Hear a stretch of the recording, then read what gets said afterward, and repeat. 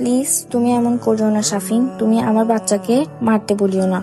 আমি অ্যাবর্শন করাতে পারবো না, সরি। নিজের সন্তানের খুনি হতে চাই না প্লিজ।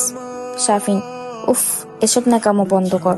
তোর বাচ্চা বাঁচানোর জন্য আমি নিজের নাম মাটির সাথে মিলিয়ে দিতে পারবো না। রিমি, শাফিন এসব তুমি কি বলো?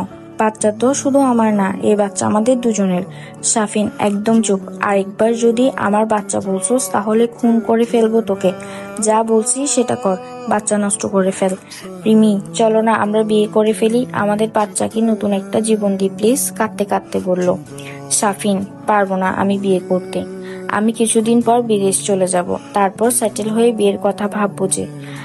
আর এখন আমার ছোট বোনকে বিয়ে দিতে হবে, তাই ভালো ভালোই যা বলছি তা কর। রিমি, প্লিজ এমনটা করিও না আমার সাথে, প্লিজ শাফিন, প্লিজ। শাফিন, তুই দেখি ভালোই ভালোই মানবি না, চল আমি নিজেই তোরে নিয়ে যাচ্ছি হসপিটালে। রিমি, না আমি যাব না। এরপর শাফিন জোর করে বাচ্চা অ্যাবর্শন করায়। তারপর শাফিন বলল, তুই যদি এসব কাউকে বলছোস তাহলে তোর পরিবারকে মেরে ফেলবো, মনে রাখিস। আর আমার সাথে কোনো যোগাযোগ করার চেষ্টাও করবি না।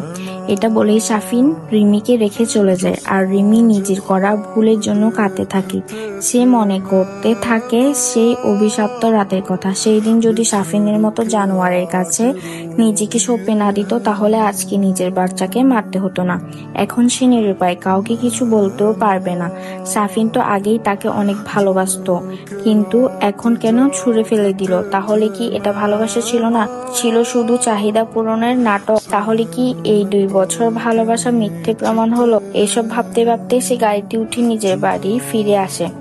বাড়ি আসার পর রিমির আম্মু, কিরে এত দেরি করে ফিরলি যে, তোর মুখ এত শুকনো দেখাচ্ছে কেন, কি হয়েছে? রিমির বাবা, কিরে মা, কি হয়েছে তোর, এমন কেন দেখাচ্ছে আমার মামনিকে?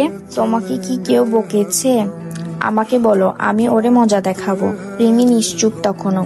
দোয়া, আপু খেতে আসো, আমরা কেউ এখনো খাইনি, চলো আপু, আব্বু আম্মু বসে আছে। রিমি কিছু না বলেই নিচে এলো আর খেতে বসলো, কিন্তু কোনো কথা বললো না, যার কারণে রিমির আব্বু আম্মু, দোয়া সবাই অবাক হচ্ছে, কারণ রিমি আর দোয়া অনেক চঞ্চল। ওদের দুষ্টুমির কারণে সবাই বিরক্ত হয়ে যায়, কিন্তু কেউ কিছু বললো না।